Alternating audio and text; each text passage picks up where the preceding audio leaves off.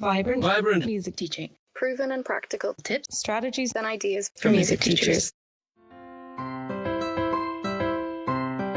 This is episode 56 of the Vibrant Music Teaching Podcast. I'm Nicola Canton, and in this episode, we're finding the fun in the business of running a music teaching studio.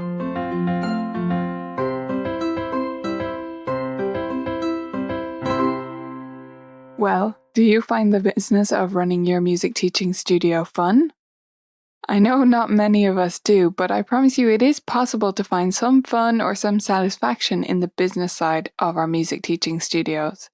We may not like collecting payments or working on our policies or filling in our tax forms or whatever else we have to do to keep our business running smoothly, but it's definitely an important part of what we need to do as music studio owners.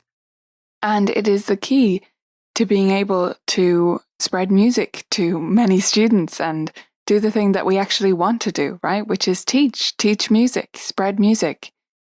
We need to take our business seriously in order to do that. And we need to find some joy in it, because otherwise we're spending a large chunk of every week not doing something that makes us happy. And that's not where we want to be. So for me, a key part to enjoying the business side of our music teaching businesses is to embrace that it is a business. That's the first step.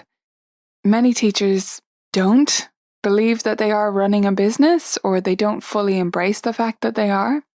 And if you're not going to treat your business as a business, realize that you basically have no choice but to treat it as such, and actually embrace that fact that you are a business owner and start to identify that way, then it's going to be an uphill battle. Of course, the alternative is that you go and work for another studio, and that's a perfectly legitimate decision. But for this episode, I'm going to assume that you are either running a music school or you are a solo teacher who has to run their own studio business.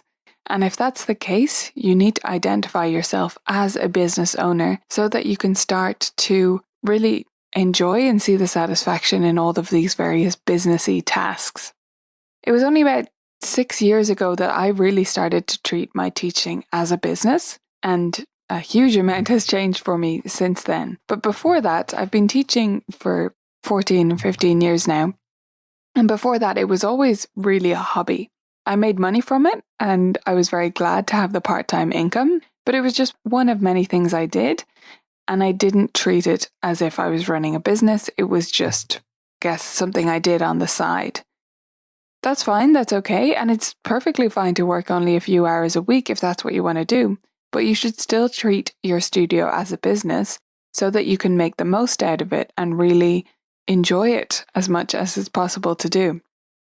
So about 6 years ago, I started to see my business differently, and I started to actually treat it as a business in the way I was taught in college. You see, if you don't know this yet, I did fashion in college, not music.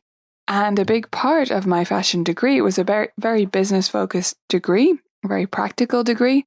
And as part of that, I had several different modules on business. And in our final year, we had to put together, the equivalent of a thesis. It was a business plan, but it was about 10,000 words.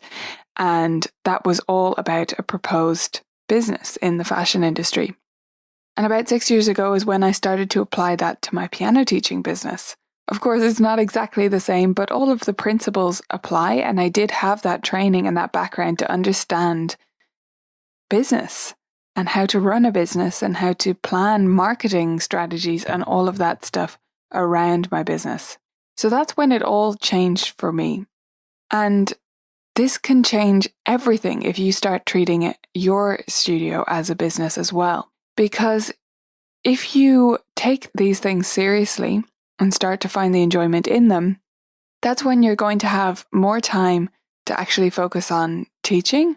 Maybe not more teaching hours, but being able to plan your teaching more effectively, which I know is something we all struggle to find time to do. You're going to have more time for your own playing as well. And if you see these as the rewards, it starts to make a bit more sense why you would enjoy filling out that spreadsheet or checking off that task on your business list, because it leaves you with time to spend practicing, performing, and working on your teaching skills and various projects that you want to do with your students. If you can make your business run efficiently, you're going to have more time for all of these things. So the reward for all this business stuff is really the same as our students find or we find from practice, right? When we want to build up intrinsic motivation in our students, what we're really looking for is for them to get addicted to the feeling of achieving something, and not achieving something external, but the inner satisfaction of, okay, I worked hard, I got to this point, and now I'm able to do this thing that I wasn't able to do before. That's essentially what drives us to practice, isn't it? And that's what we want for all of our students. And that's the same feeling you can get, I promise you can get, from things like working in Excel spreadsheets, or figuring out how to do a tax form, or figuring out how to hire some help for your studio and automate various parts of payment systems and all of that stuff. That stuff is freeing you to do other things. So that's your reward. You put in the effort and you get the satisfaction of knowing that you did something that is going to improve your life, your business.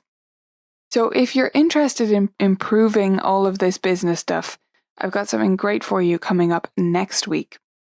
It's called the Studio Business Cleanse, and it's a 5-day challenge that I want you to take with me here on the podcast.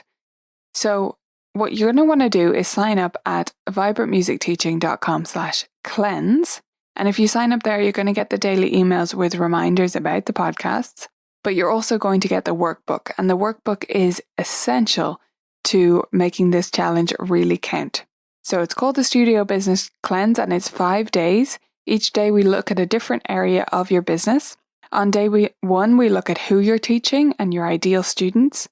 On day 2, we look at the why behind your teaching, what's your motivation, and what kind of studio you want to build. On day 3, we look at your teaching superpower, which can affect your marketing. And on day 4, we look at showing off that superpower inside your marketing materials and how you communicate with your current students. And on day 5, we look at sustainable systems. So that's the cleanse. It is totally free. Members and non-members alike are completely welcome to take it. It's at vibrantmusicteaching.com/cleanse if you want to sign up for that.